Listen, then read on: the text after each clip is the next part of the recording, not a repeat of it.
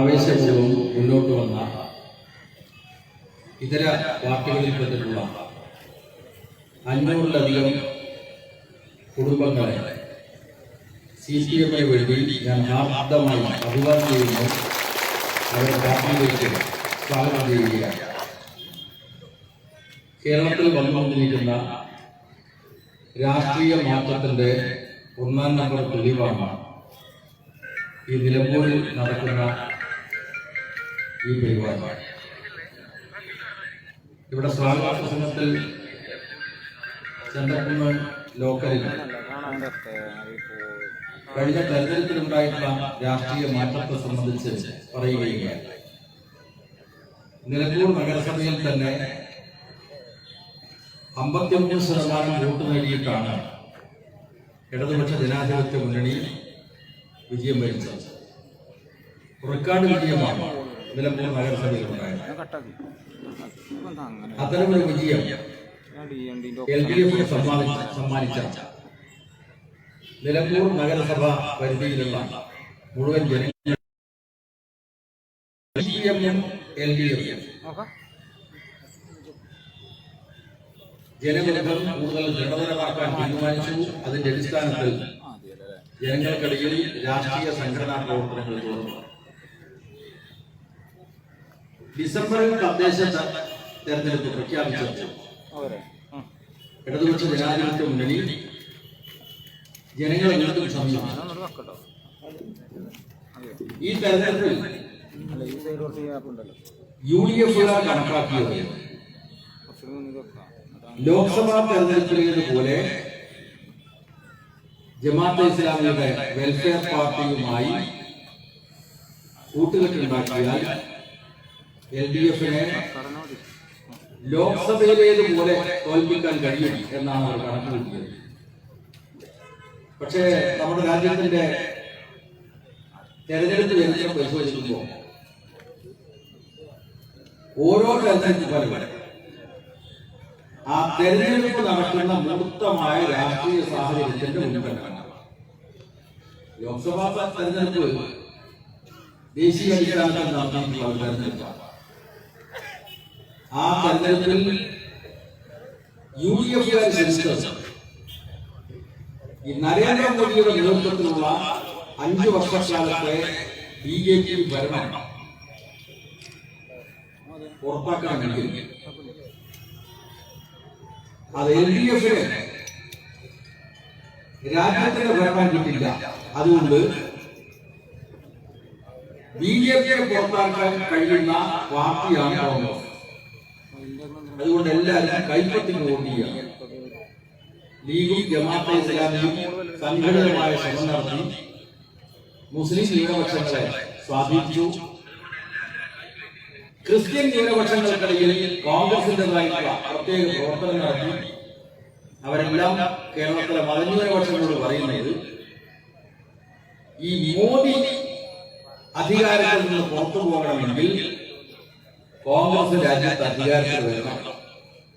മോദിയെ പുറത്താക്കാൻ കഴിയുന്ന ഒരു പാർട്ടിയാണ് കോൺഗ്രസ്. ഇങ്ങനെയാണ് ജനങ്ങളെ തെറ്റിദ്ധരിപ്പിച്ചത്, പ്രത്യേകിച്ച് മതന്യൂനപക്ഷങ്ങളെ തെറ്റിദ്ധരിപ്പിച്ചത്. തെരഞ്ഞെടുപ്പ് കഴിഞ്ഞപ്പോ ജനങ്ങളെ കൃത്യമായി തിരിച്ചറിഞ്ഞത് എവിടെയാണ് നമ്മുടെ കോൺഗ്രസ്. കോൺഗ്രസ് പണ്ടത്തെ തറവാടികളെ പോലെ അഭിമാനത്തോടുകൂടി അതിന്റെ സ്വാധീനത്തെ കുറിച്ച് പറഞ്ഞിട്ടുള്ള ഒരു കാലമുണ്ടായി. കേന്ദ്രം കോൺഗ്രസ് ഭരിക്കുന്നു, സംസ്ഥാനങ്ങളിൽ കോൺഗ്രസ് ഭരിക്കുന്നു. എല്ലാ കാര്യങ്ങളും കോൺഗ്രസ് ചൂണ്ടിയെടുത്ത് നിൽക്കുന്ന ഒരു രാഷ്ട്രീയ സാഹചര്യമായിരുന്നു രാജ്യത്തുണ്ടായിരുന്നത്. പക്ഷെ കോൺഗ്രസ് അതിന്റെ ജനവിരുദ്ധ നയങ്ങളുടെ ഫലമായി ജനങ്ങളിൽ മെച്ചപ്പെട്ടു.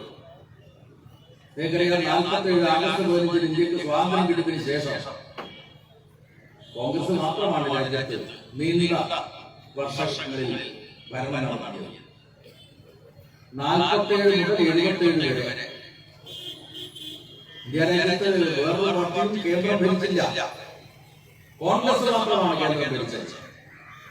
ഇടതടവില്ലാതെ 30 വർഷക്കാലം ഈ രാജ്യത്ത് കോൺഗ്രസിന്റെ ഭരണം തുറന്നപ്പോഴാണ് ഒരു ഘട്ടത്തിൽ അടിയന്തരാവസ്ഥ പ്രഖ്യാപിക്കപ്പെട്ടത്. ആ അടിയന്തരാവസ്ഥ എന്തിനു വേണ്ടിയിട്ടാണ് പ്രഖ്യാപിച്ചത് എന്നത് രാജ്യത്തിലെ രാഷ്ട്രീയ വിദ്യാർത്ഥികൾക്കറിയാം. കോൺഗ്രസിന്റെ നേതാവ് ഇന്ദിരാഗാന്ധിയുടെ അധികാര കസേര സംരക്ഷിക്കുന്നതിന് വേണ്ടിയുള്ള നടപടിയായിരിക്കും അടിയന്തരാവസ്ഥ പ്രഖ്യാപനം. രാജ്യത്തിലെ മുഴുവൻ പൗരന്മാരുടെയും പൗരാവകാശങ്ങൾ സസ്പെൻഡ് ചെയ്തുകൊണ്ട് എല്ലാവിധ അക്രമങ്ങളും അതിക്രമങ്ങളും നടത്തിയിട്ടുള്ള ഒരു കാലം. കേരളത്തിലെ പോലീസ് ലോകപ്പോളിൽ 27 ചെറുപ്പക്കാരെയാണ് ഉരുട്ടി ലോകപ്രവർത്തനത്തിന് വിധേയമായി കൊലപ്പെടുത്തി. കോഴിക്കോട് വിദ്യാർത്ഥിയായിരുന്ന രാമന ഒരു വിദ്യാർത്ഥിയെ ഹോസ്റ്റലിൽ പിടിച്ചുകൊണ്ടുപോയി കക്കയിൽ ക്യാമ്പിലിട്ട് അതിഭീകരമായിട്ട് തല്ലിച്ചതച്ചു മരണപ്പെട്ടു.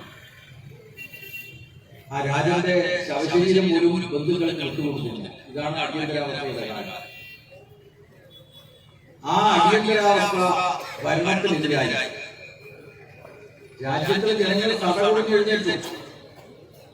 അങ്ങനെയാണ് 77 മാർച്ച് മാസത്തിൽ രാജ്യത്ത് ലോക്സഭാ തെരഞ്ഞെടുപ്പ് നടന്നത്. ആ ലോക്സഭാ തെരഞ്ഞെടുപ്പിലാണ് ആദ്യമായിട്ട് കോൺഗ്രസിനെ കേന്ദ്രത്തിലെ അധികാര കസേരയിൽ നിന്ന് ജനങ്ങളെ വലിച്ചു പുറത്തിട്ടത്. കാരണം അത്ര വലിയ അക്രമങ്ങളും ആണ് കോൺഗ്രസ് നടത്തിയത്. അതിനുശേഷം കോൺഗ്രസിന്റെ തകർച്ചയായിരുന്നു. കോൺഗ്രസിന്റെ ശക്തി ക്ഷയിച്ചു. സുഹൃത്തുക്കളെ, ഇന്ന് ഈ 2021 നിൽക്കുന്ന അവസരത്തിൽ എന്താണ് കോൺഗ്രസിന്റെ അവസ്ഥ? കേന്ദ്രം കോൺഗ്രസിന്റെ കയ്യിലില്ല. സംസ്ഥാനങ്ങളിൽ കോൺഗ്രസിന് ഭരണമുള്ള സംസ്ഥാനങ്ങളിൽ തന്നെ കോൺഗ്രസിന്റെ നേതാക്കന്മാരും MLA-മാരും ക്യൂ നിന്ന് BJP-യിലേക്ക് പോകുന്നു. അങ്ങനെയാണ് മധ്യപ്രദേശിൽ BJP-യുടെ ഭരണം വന്നത്. കോൺഗ്രസ് ഭരിച്ച സംസ്ഥാനങ്ങളിലെല്ലാം BJP അധികാരത്തിൽ വരുന്ന അവസ്ഥയുണ്ടായി. ഗുജറാത്ത്, മധ്യപ്രദേശ്, അങ്ങനെ എത്രയെത്ര സംസ്ഥാനങ്ങൾ എല്ലാം തന്നെ BJP-യുടെ കയ്യിലേക്ക് കൊടുത്തു. കോൺഗ്രസുകാർ BJP-യിലേക്ക് കാലുമാറി. ഇന്നിപ്പോ കോൺഗ്രസ് ഉപ്പുചാർച്ച വെള്ളത്തിലെടുത്തതുപോലെ അലത്തരത്തില്ലാതായി. ഇന്നിപ്പോ കോൺഗ്രസിന്റെ സ്ഥിതി അത്യന്തം ദയനീയമാണ്. കഴിഞ്ഞ ലോക്സഭാ തെരഞ്ഞെടുപ്പിന് ശേഷം ലോക്സഭാ തെരഞ്ഞെടുപ്പിന്റെ സ്ഥിതി എന്താണ്? കേരളത്തിലെ 20 ലോക്സഭാ സീറ്റുകളിൽ 19 UDF വിജയിച്ചു. കുഞ്ഞാലിക്കുട്ടി അടക്കമുള്ള ആളുകൾ നേരെ ഡൽഹിയിലേക്ക് വിമാനം കയറി. ഇപ്പൊ കുഞ്ഞാലിക്കുട്ടി പറയുന്നത്, ഞാൻ ഡൽഹിയിൽ പോയിട്ട് ഫാസിസത്തിനെതിരായിട്ട് യുദ്ധം നടത്തുന്നില്ല, ഞാൻ കേരളത്തിലേക്ക് തിരിച്ചു വരുന്നു എന്നതാണ്. നിങ്ങൾ എന്റെ ലോക്സഭാ തെരഞ്ഞെടുപ്പ് കാലത്ത് നാട്ടിൽ ജനങ്ങളോട് പറഞ്ഞത് മോദി അധികാരത്തിൽ പുറത്താക്കാൻ കഴിവുള്ള പാർട്ടിയാണ് കോൺഗ്രസ്. അതുകൊണ്ട് കൈപ്പറ്റയ്ക്ക് എല്ലാവരും വോട്ട് ചെയ്യണം. രാഹുൽ ഗാന്ധിയെ വയനാട്ടിൽ മത്സരിച്ചു. അങ്ങനെ രാഹുൽ ഗാന്ധി ജയിക്കും, രാജ്യത്തിന്റെ പ്രധാനമന്ത്രിയാണ്. ആ പ്രധാനമന്ത്രിയുടെ നേതൃത്വത്തിലുള്ള മന്ത്രിസഭയിൽ കുഞ്ഞാലിക്കുട്ടി അടക്കം കേരളത്തിലുള്ള മന്ത്രിയായി കേരളത്തിലേക്ക് തിരിച്ചു വരും എന്നാണ് സ്വപ്നം കണ്ടത്. പക്ഷെ രാജ്യത്തിന്റെ യാഥാർത്ഥ്യം സ്വപ്നവുമായി പൊരുത്തപ്പെടുന്നതായില്ല. അത്രയേറെ ദുർബലമായിരിക്കുകയാണ് കോൺഗ്രസ്. എന്റെയൊക്കെ ചെറുപ്പകാലത്ത് ആയിഷത്തൊക്കെ നല്ലോണം അറിയാം. അക്കാലത്ത് കടകളിൽ പോയിട്ടൊക്കെ സാധനങ്ങൾ വാങ്ങുന്നതിന് ഉപയോഗിച്ച നാണയം അണയും നിൽക്കാലുമായിരുന്നു. അണയും നിൽക്കാൽ ഇപ്പോഴത്തെ പോലെ ഉലക്കിയല്ല, അണയും നിൽക്കാൽ. ഇന്ന് അണയും നിൽക്കാലും നാട്ടുകാർ എടുക്കുവോ? കച്ചവടക്കാർ എടുക്കുവോ? എടുക്കാത്ത മുക്കാലുകളെ രാജ്യത്തിലെ കോൺഗ്രസ് അധപ്പതിച്ചു കഴിഞ്ഞു. അത് പഴയ തറവാടികൾ പറയുന്നത് പോലെ ആ തറവാട്ട് മഹിമ പറയുകയല്ലാതെ ഇന്ന് കോൺഗ്രസിന് എവിടെയാ സ്വാധീനം? ദുർബലപ്പെട്ടുകൊണ്ടിരിക്കുകയാണ്. കേരളത്തിൽ കോൺഗ്രസ് നിൽക്കുന്നത് ലീഗിന്റെ ചുമലിലാണ്. ലീഗിന്റെ ചുമലിൽ കയറിയിട്ട് കോൺഗ്രസുകാർ പറയാൻ ലീഗിന്റെ അടക്കം നിങ്ങൾ അളക്കാൻ വേണ്ടിയിട്ടാണ് കോൺഗ്രസുകാരെ പറയുന്നത്. അത്ര ദയനീയമായ അവസ്ഥയിലാണ് രാജ്യത്തിന്റെ കോൺഗ്രസ്. ഇപ്പോ തദ്ദേശ തെരഞ്ഞെടുപ്പിൽ മികച്ച വിജയം LDF കേരളത്തിലെ 941 ഗ്രാമപഞ്ചായത്തുകളിൽ 577 എണ്ണം ഇടതുപക്ഷ ജനാധിപത്യ മുന്നണി ഭരിക്കുന്ന അവസ്ഥയിൽ 6 കോർപ്പറേഷനുകളിൽ 5 എണ്ണവും LDF, 14 ജില്ലാ പഞ്ചായത്തുകളിൽ 11 എണ്ണവും LDF, 2 എണ്ണം UDF, 1 സമതല വയനാട്. ഇങ്ങനെയാണ് മികച്ച വിജയം. ലോക്സഭാ തെരഞ്ഞെടുപ്പിനേക്കാളും 9% വോട്ട് LDF വർദ്ധിച്ചു. UDF അത്രമാത്രം വോട്ട് കുറഞ്ഞു. ഇതാണ് തദ്ദേശ തെരഞ്ഞെടുപ്പും പഴയ ലോക്സഭാ തെരഞ്ഞെടുപ്പും തമ്മിലുള്ള വ്യത്യാസം. ലോക്സഭാ തെരഞ്ഞെടുപ്പിൽ കിട്ടിയതിനേക്കാളും LDF വോട്ട് കൂടി. കേരളത്തിലെ നിയമസഭാ മണ്ഡലങ്ങളെ പരിശോധിച്ചാൽ 99 നിയമസഭാ മണ്ഡലങ്ങളിൽ ഇന്ന് LDF UDF പിന്നിലാക്കിക്കൊണ്ട് മുന്നിലാണ്. 41 നമ്മുടെ LDF. അപ്പോ തദ്ദേശ ഭരണ തെരഞ്ഞെടുപ്പ് ലോക്സഭാ തെരഞ്ഞെടുപ്പ് ഫലത്തിൽ നിന്നും തികച്ചും വ്യത്യസ്തമായിട്ടുള്ള ഫലമാണ് പ്രഖ്യാപിക്കപ്പെടുന്നത്. ഞാൻ നേരത്തെ പറഞ്ഞതുപോലെ ഓരോ തെരഞ്ഞെടുപ്പ് നടക്കുന്ന സാഹചര്യവും വ്യത്യസ്തമായിരിക്കും. ലോക്സഭാ തെരഞ്ഞെടുപ്പ് ഫലം ആ തെരഞ്ഞെടുപ്പ് നടന്നിട്ടുള്ള മൂർത്തമായ രാഷ്ട്രീയ സാഹചര്യത്തിന്റെ ഉൽപ്പന്നമാണ്. തദ്ദേശ തെരഞ്ഞെടുപ്പ് ഇതിന്റെ ഉൽപ്പന്നം. തദ്ദേശ തെരഞ്ഞെടുപ്പ് പ്രത്യേകമായിട്ടുള്ള സാഹചര്യത്തിലാണ്. ആ രാഷ്ട്രീയ സാഹചര്യത്തിന്റെ ഉൽപ്പന്നമാണ് തദ്ദേശ തെരഞ്ഞെടുപ്പ്. അതുകൊണ്ട് ഈ തദ്ദേശ തെരഞ്ഞെടുപ്പ് ഫലത്തെ നാം ഒന്ന് വിശകലനം ചെയ്താൽ തദ്ദേശ തെരഞ്ഞെടുപ്പിൽ LDF നല്ല വിജയം ഉണ്ടാകും എന്ന് പ്രവചിച്ച ഒരു ചാനലാണ് ഏഷ്യാനെറ്റ്.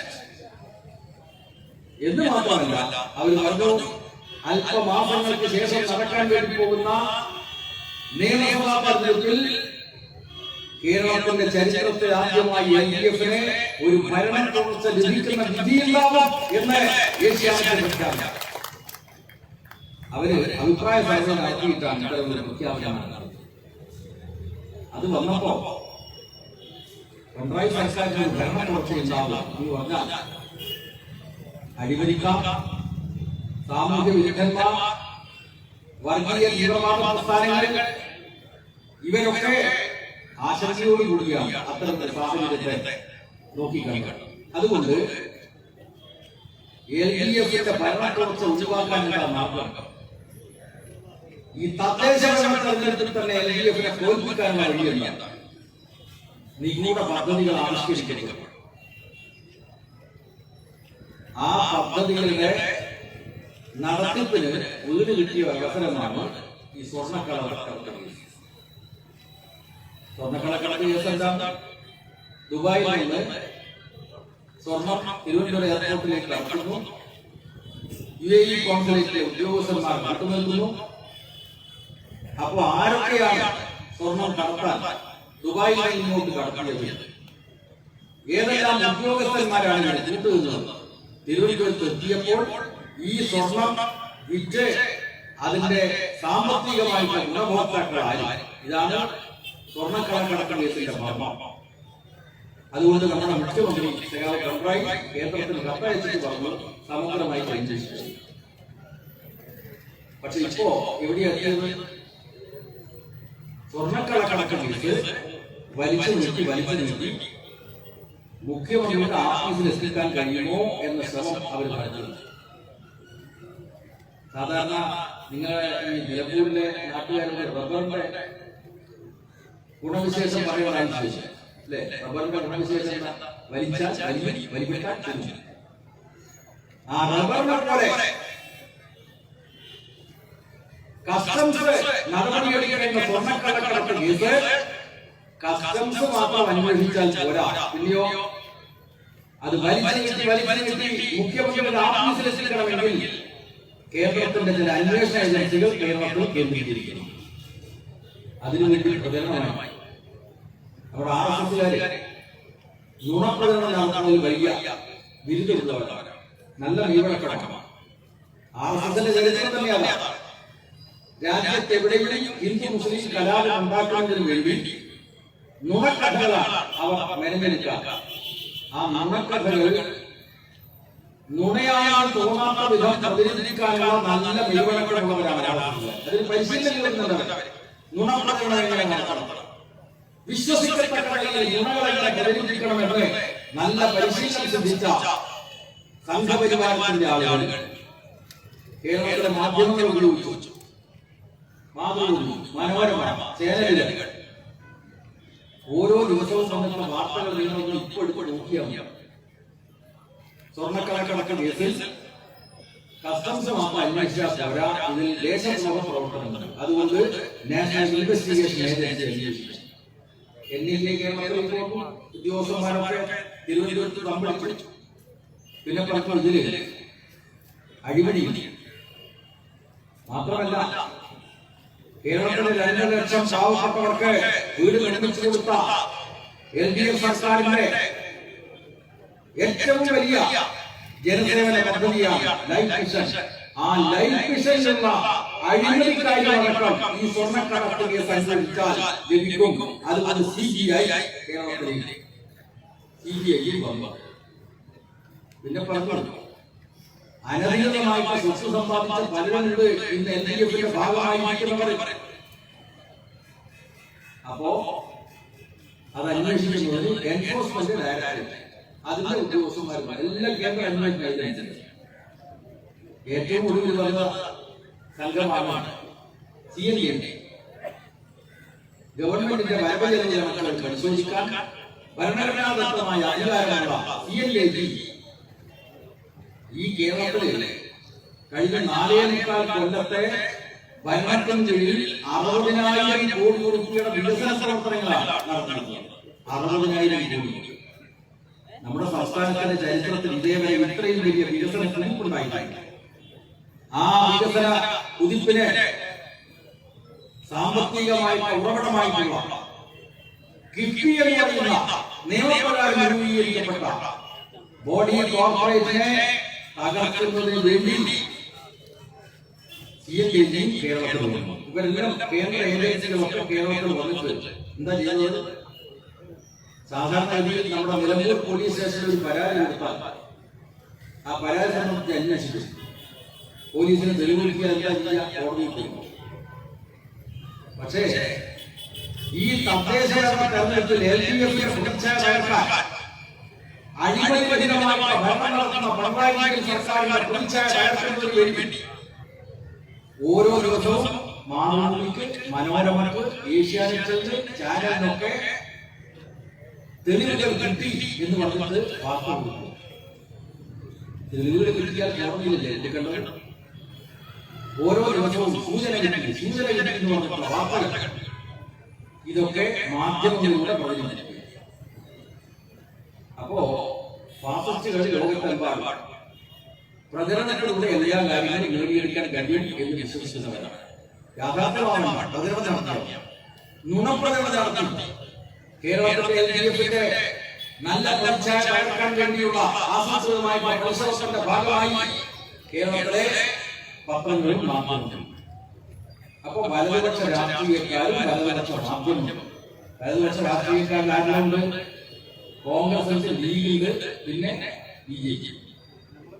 സംഘപരിവാർ ആസൂത്രണം ചെയ്യുക.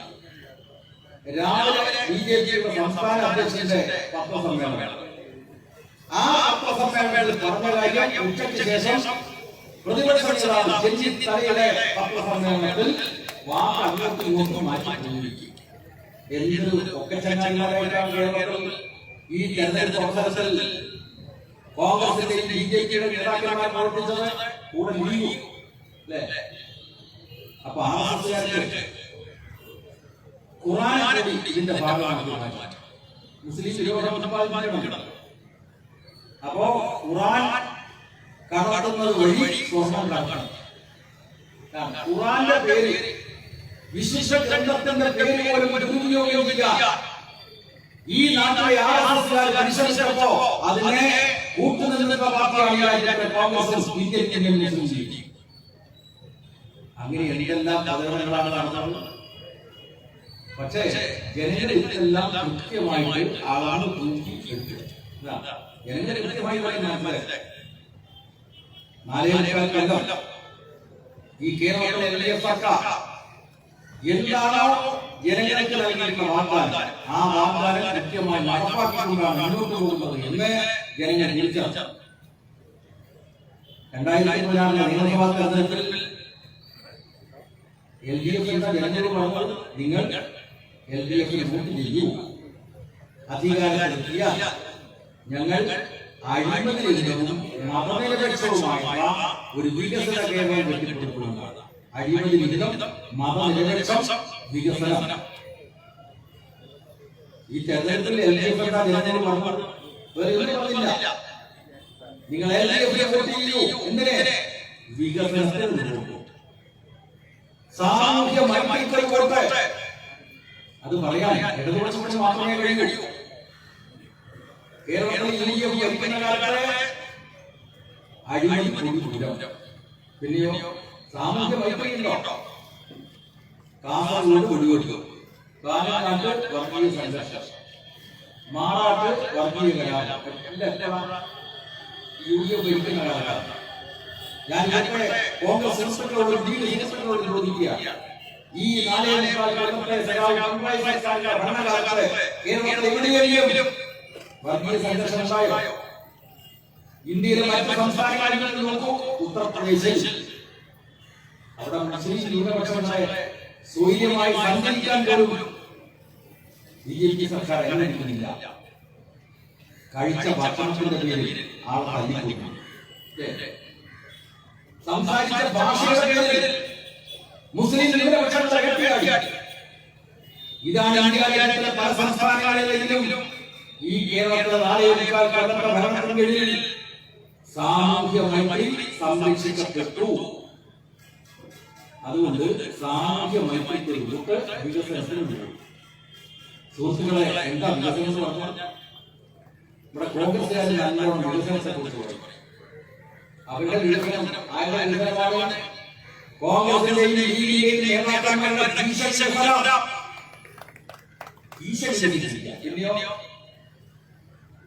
അവരുടെ സ്ഥാപനങ്ങൾ നിയമവിരുദ്ധമായി പണം സമ്പാദിക്കും. നിങ്ങൾക്കറിയാം, ഇപ്പോ പാലാരിവട്ടം പാലം അഴിമതി കേസ് നിങ്ങൾ പരിശോധിച്ചു നോക്കൂ. ഇപ്പൊ ഇബ്രാഹിം ജാമ്യത്തിലല്ല. എന്താ ജാമ്യത്തിലാണ്? കാരണം അദ്ദേഹത്തിന് അസുഖം വന്ന ഒറ്റക്കാരനാണ്. പക്ഷെ ചെയ്ത കൃത്യമെന്താ? ഉമ്മൻചാണ്ടിയുടെ ഗവൺമെന്റിൽ പൊതുമരാമത്ത് വകുപ്പ് മന്ത്രിയായിട്ടുണ്ട്. 50 കൊല്ലത്തേക്ക് നിലനിൽക്കേണ്ട ഒരു പാലം, അതാണ് പാലാരിവട്ടം പാലം. 50 വർഷത്തിന്റെ ഗ്യാരണ്ടി ഉണ്ടാവേണ്ട ഒരു പാലം നിർമ്മിച്ച് 2 കൊല്ലം കൊണ്ട് തകർന്നു. UDF പാലം. LDF പറഞ്ഞു ആ പാലം പൊളിച്ച് പണിയണം, അതിന് പണം അനുവദിച്ചു. ഇപ്പൊ തുടങ്ങിയിരിക്കുകയാണ്. അഴിമതി ഭാഗത്ത്, അഴിമതി വിരുദ്ധ നടപടി മറുഭാഗത്ത്. ആ പാലാരിവട്ടം പാലത്തിനെ ഉപയോഗിക്കേണ്ട കമ്പിയും സിമന്റും ഉപയോഗിച്ചില്ല. ലളിതമായി പറഞ്ഞാൽ പാലാരിവട്ടം അഴിമതി കേസ്, അതിനുപയോഗിക്കേണ്ട കമ്പിയും അതിനുപയോഗിക്കേണ്ട സിമന്റും ഉപയോഗിക്കാത്തതിന്റെ ഫലമായി ആ കരാറുകാരന് വന്നിട്ടുള്ള വലിയ ലാഭത്തെ ഒരു പ്രധാനപ്പെട്ട പങ്ക് എങ്ങോട്ട് പോയി? മുസ്ലിം ലീഗിന്റെ മുഖപത്രമായ ചന്ദ്രിയുടെ അക്കൗണ്ടിലേക്ക് പോയി. 10 കോടി രൂപയാണ് കൃത്യമായിട്ട് ഇന്റലിജൻസ് കണ്ടെത്തിയത്. 10 കോടി രൂപ എല്ലാം കണക്കിട്ടല്ലോ, ബാങ്കിലാണ്, അല്ലാതെ ലീഗുകാരുടെ വിഷയമല്ല. ചന്ദ്രിയുടെ ആഫീസിലെ അക്കൗണ്ടിൽ പോയിരിക്കുന്നു. ഈ നിർമ്മാണ കമ്പനിയുടെ പണം അങ്ങോട്ട് പോയിരിക്കുക. കൃത്യമായിട്ട് തെളിവ് വന്നു.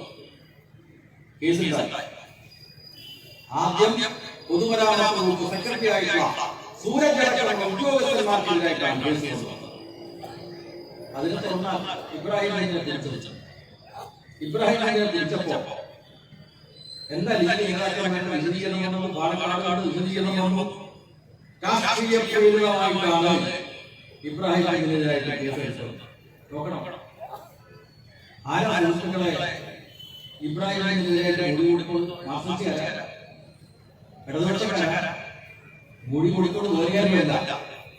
ഇബ്രാഹിമിന്റെ കീഴിൽ പൊതുമരാമത്ത് വകുപ്പ് സെക്രട്ടറി ആയിരുന്നത് എല്ലാ ഫയലുകളും കൈകാര്യം ചെയ്തിട്ടുള്ള ടിഒ സൂരജ് എന്ന IAS ഉദ്യോഗസ്ഥൻ അയാളെ കുറിച്ച് ജയിലിട്ടപ്പോ അയാൾ പറഞ്ഞു, ഞാൻ എല്ലാ സത്യവും പറയാം, ഇതൊക്കെ ലീഗിന്റെ ആവശ്യത്തിന്, ചന്ദ്രികയുടെ ആവശ്യത്തിന് വേണ്ടി പണം ഉണ്ടാക്കാൻ വേണ്ടി ചെയ്തതാണ് എന്ന് കൃത്യമായിട്ട് മൊഴി കൊടുത്തു. എല്ലാത്തിനും ഉത്തരവാദി ഇബ്രാഹിം എന്ന മന്ത്രിയാണ്.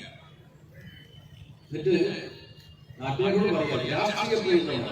പിണറായി വിജയന് ഇബ്രാഹിമിനോട് വ്യക്തിപരമായിട്ടുള്ള വിരോധം, രാഷ്ട്രീയമായിട്ടുള്ള വിരോധം, അത് നിർത്തുന്നതിന് വേണ്ടി കേസ് പൂർത്തിയാക്കിയാണ്. ജനങ്ങളെ കബളിപ്പിക്കുന്നതിന്റെ ഏറ്റവും നല്ല തെളിവല്ലേ മറ്റൊരു ലീഗ് നേതാവ് മഞ്ചേശ്വരത്തെ MLA കമറുച്ച എന്ന മൂപ്പരിപ്പോഴും ജയിലില്ല. തെരഞ്ഞെടുപ്പിന്റെ അവസരത്തിൽ ജയില്, ഇപ്പോഴും ജയിലില്ല. രാഷ്ട്രീയ പ്രേരിതമായിട്ടാണ് കമറുദ്ദീനെതിരായിട്ടുള്ള കേസെന്നാണ് ലീഗ് നേതാക്കന്മാർ ഇപ്പോൾ പറയുന്നത്. ഞാൻ ചോദിക്കട്ടെ, ലീഗ് സുഹൃത്തുക്കളെ, പോലീസ് സ്റ്റേഷനുകളിലൊക്കെ മുസ്ലിം ലീഗിന്റെ നേതാവായിട്ടുള്ള ഈ കമറുദ്ദീനെതിരായിട്ട് പരാതി കൊടുത്തത്, പെറ്റീഷൻ കൊടുത്തത് മസ്ജിദ് ഫാഷൻ ജ്വല്ലറി എന്ന പേരിൽ ഒരു കമ്പനി രൂപീകരിച്ചു. ലീഗുകാരോട് പറഞ്ഞു, നിങ്ങൾക്ക് കൈവശം പണമുണ്ടെങ്കിൽ നിക്ഷേപിച്ചോളൂ, നിങ്ങൾക്ക് മാസത്തിൽ ലാഭവിഹിതം കിട്ടും. അപ്പൊ ആളുകൾ ജീവിക്കാൻ എവിടെയും പണം നിക്ഷേപിക്കാൻ തയ്യാറാണ്, വരുമാനം കിട്ടുമല്ലോ. അങ്ങനെ ലീഗ് നേതൃത്വത്തെ MLA വിശ്വസിച്ചിട്ട് 150 കോടി കൊടുക്കുക നിക്ഷേപം വാങ്ങിച്ചു. നിക്ഷേപകര് ഡിവിഡന്റ് പോയിട്ട്, ലാഭവിഹിതം പോയിട്ട് നിക്ഷേപിച്ച പണമെങ്കിലും തിരികെ കിട്ടണം എന്ന് ആവശ്യപ്പെട്ടിട്ടും കിട്ടിയില്ല. പാണക്കാട് പോയിട്ട് പരാതി. പാണക്കാട് ചേർന്നിട്ടുള്ള ലീഗ് നേതൃത്വ യോഗം അവർ പറഞ്ഞു, 6 മാസം സമയം വന്നു കഴിഞ്ഞാൽ പണമൊക്കെ തിരിച്ചു കൊടുക്കും. കമറുദ്ദീനെ അത് തിരിച്ചു കൊടുക്കാനുള്ള സാമ്പത്തികമായിട്ടുള്ള ശേഷിയുണ്ട്. കൊടുത്തോ? മധ്യസ്ഥത വഹിക്കാൻ സംസ്ഥാന ലീഗ് നേതൃത്വം നേതാവിനെ തീരുമാനിച്ചു. നേതാവ് തെറ്റിക്കളഞ്ഞു. നേതാവ് പറഞ്ഞു, എനിക്കൊന്നും കഴിയില്ല, കാരണം ഇത് തിരിച്ചു കൊടുക്കണ്ടേ. നിശ്ചയിച്ച ആളൊക്കെ ആ നേതാവിന്റെ വീട്ടിൽ വന്ന് കാവൽ നിൽക്കുകയാണ്. അദ്ദേഹം കൈമലർത്തി, അദ്ദേഹം കൈകഴിഞ്ഞു. 150ലധികം കേസ്, 150 കോടി രൂപയുടെ തട്ടിപ്പിൽ 150ലധികം കേസുകളിൽ പ്രതിയായി മുസ്ലിം ലീഗിന്റെ നേതാവ്. എന്നിട്ട് ഉറുപ്പും നാണവും കൂടാതെ ലീഗ് നേതാക്കന്മാർ ഇപ്പോഴും പറഞ്ഞുകൊണ്ടിരിക്കുകയാണ്, ഞങ്ങൾ മുസ്ലിം ന്യൂനപക്ഷത്തിന്റെ താല്പര്യം സംരക്ഷിക്കുന്ന പാർട്ടിയാണ്. സുഹൃത്തുക്കളെ, ഇതൊക്കെ നല്ല ചിന്താശേഷിയുള്ള മുസ്ലിം ലീഗിലെ ആളുകളെ ചിന്തിപ്പിക്കുന്നു. ചിന്ത വന്നല്ലോ, പ്രതികരണം വന്നല്ലോ. ആ കാസർഗോഡ് ജില്ലയിൽ ഒരു മുനിസിപ്പാലിറ്റി ഉണ്ട്, അതിന്റെ പേരാണ് കാഞ്ഞങ്ങാട് നഗരസഭ. നിലമ്പൂരിൽ 20 വർഷമായിട്ട് UDF നടത്തുന്ന നഗരസഭയാണ്. കാഞ്ഞങ്ങാട് കൃത്യമായിട്ട് LDF ഭൂരിപക്ഷം നൽകുന്ന വോട്ടർമാരുള്ള ഒരു നഗരസഭയല്ല. ഈ തെരഞ്ഞെടുപ്പിൽ ഈ നിക്ഷേപ തട്ടിപ്പ് എതിരായിട്ടുള്ള ലീഗുകാരുള്ള ആ നഗരസഭാ പ്രദേശത്ത് ആകെയുള്ള വാർഡുകളുടെ എണ്ണം 43. LDF ഈ തെരഞ്ഞെടുപ്പിൽ 24 സീറ്റ് ക്ലിയർ ഭൂരിപക്ഷം 24 സീറ്റ്. തെരഞ്ഞെടുപ്പ് തോറ്റപ്പോ ലീഗുകാര് ലീഗിന്റെ പരിമിതി നഷ്ടമായല്ലോ. നമ്മുടെ നാട്ടിൽ CPM-ന്റെ എന്തൊക്കെ പ്രചരണങ്ങളാണ് ലീഗുകാർ നടത്തിയത്. ഇതാ ഞങ്ങളുടെ പ്രവർത്തകന്മാരെ മാർക്സിസ്റ്റുകാർ ആക്രമിച്ചിരിക്കുന്നു എന്ന് പറഞ്ഞിട്ട് വലിയ പ്രചരണം നടത്തിയല്ലോ CPM-ന്റെ. അവിടെ എന്താ ഉണ്ടായത്?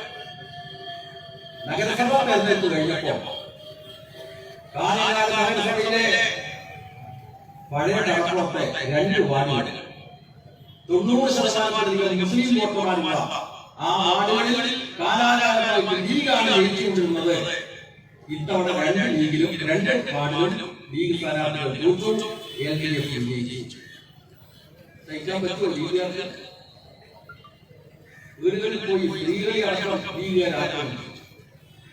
നിങ്ങളാണ് തോൽപ്പിച്ചത്, നിങ്ങളാണ് തോൽപ്പിച്ചത് എന്ന് പറഞ്ഞിട്ട് ലീഗിന്റെ അനുകൂലമായിരുന്ന കുടുംബങ്ങളിൽ പോയിട്ട് ലീഗിന്റെ ക്രിമിനലുകൾ ആക്രമണം നടത്തി. സ്ത്രീകളെ പോലും വെറുതെ ജയിച്ചതിന് ശേഷം ഈ 2 വാർഡുകളിൽ വനിതാ വാർഡുകൾ ജയിച്ച വനിതാ ജനപ്രതിനിധികൾ ഘോഷയാത്ര നടത്തുമ്പോൾ സോഡപ്പൊട്ടി കല്ലുമായിട്ട് ഓടി രക്ഷപ്പെടുന്നു തെരഞ്ഞെടുക്കപ്പെട്ട കൗൺസിലർമാർ.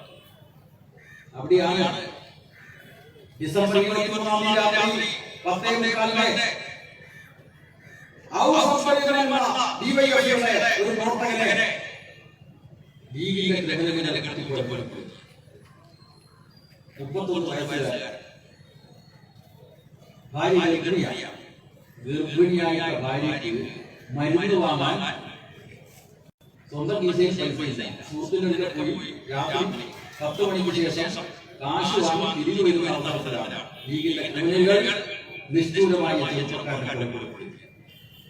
ഒരു അക്രമം അവിടെ നടന്നിട്ടില്ല, സംഘർഷം ഉണ്ടായില്ല.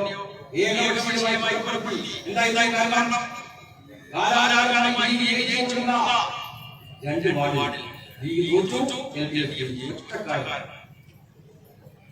അതിനു മുമ്പേ വാട്സപ്പിൽ ഭീഷണി സന്ദേശം ലീഗിൽ നിന്ന് ആളുകൾ വരികയാണ്. അപ്പോ കാഞ്ഞങ്ങാട് ബാറടക്കം പ്രാക്ടീസ് ചെയ്യുന്ന ഒരു വക്കീൽ അഡ്വക്കേറ്റ് ശ്രീ ശിശു ലീഗിന്റെ ജില്ലാ കൗൺസിൽ മെമ്പറായിരുന്നു. ആ ശ്രീ ശിശുവിന്റെ നേതൃത്വത്തിലാണ് ഈ കമറുദ്ദീൻ MLA-ക്കെതിരായിട്ടുള്ള കേസുകളുടെ നിശ്ചയം നടത്തിയത്. അപ്പൊ നിക്ഷേപ തട്ടിപ്പിനെതിരായി ഒത്ത നിലപാട് സ്വീകരിച്ച ലീഗിന്റെ പഴയ ആളുകളെ ലക്ഷ്യം വെച്ചിട്ടുള്ള ആക്രമണം, അതിനൊരു ഭീഷണി സന്ദേശം. ആ ഭീഷണി സന്ദേശം വാട്സാപ്പിലൂടെ പ്രചരിപ്പിച്ചിന്റെ പേര് വെച്ചിട്ടാണ്. ഇപ്പോ ഈ ആളുകളുടെ കൊലപാതകത്തിന് തൊട്ട് തലയിലേക്ക് ആ അതിരിച്ച സന്ദേശം, ഭീഷണി സന്ദേശം ഈ നാട്ടിൽ ജനങ്ങൾ മനസ്സിലാക്കണം. പ്രത്യേകിച്ച് ലീഗിനകത്ത് ചിന്താശേഷിയുള്ള ആളുകൾ മനസ്സിലാക്കണം. എന്താ വിഷയം സന്ദേശം? മാപ്പിള സഖാക്കൾ പുറത്തു നീക്കണം. മനസ്സിലായല്ലേ? ആ മാപ്പിള സഖാക്കൾ പുറത്തു നീക്കണം. CPM എന്ന രാഷ്ട്രീയ പാർട്ടി നാനാവിശ്വാസികളെ വരുന്ന ഒരു പ്രസ്ഥാനമാണ്. അത് ഹിന്ദു ജനവിഭാഗങ്ങളുടെ, ഇസ്ലാം മതവിശ്വാസികളുടെ, ക്രിസ്തീയ മതവിശ്വാസികളുടെ ഒരു മതത്തിലും വിശ്വാസമില്ലാത്തവരും അടങ്ങിയിട്ടുള്ള CPIM എന്ന ഏറ്റവും വലിയ രാഷ്ട്രീയ പാർട്ടി. ആ പാർട്ടിക്കകത്ത് മാപ്പിള സഖാക്കൾ പറഞ്ഞാൽ ജൂതന്മാരെയും മാപ്പിള വിളിക്കും, തിരുവനന്തപുരത്തെ ക്രിസ്ത്യാനികളെയും മാപ്പിള വിളിക്കും. പക്ഷേ മലബാറിലെ മാപ്പിള അത് പോർച്ചുഗീസുകാരടക്കം ഈ മലബാർ മുസ്ലിങ്ങളെയാണ് ലക്ഷ്യമിട്ടത്. പോർച്ചുഗീസുകാർക്ക് മുസ്ലിങ്ങളോടുള്ള വിരോധം കുപ്രസിദ്ധമാണ്. മാപ്പിളമാരുടെ ഭയങ്കരമായിട്ടുള്ള വിരോധമാണ്. കാരണം കോഴിക്കോട്ടെ സാമൂഹ്യ രാജാവിന്റെ പടയാളികളായി പോർച്ചുഗീസുകാരുടെ സാമ്രാജ്യ